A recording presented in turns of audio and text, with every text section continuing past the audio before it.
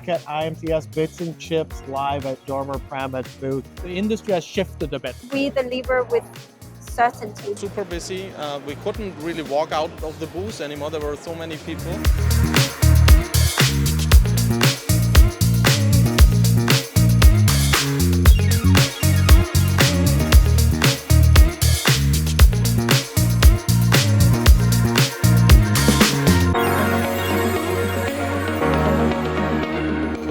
There are few customers that would go for only one cutting tool supplier, to be very honest, and I think that's wise perhaps. Yeah.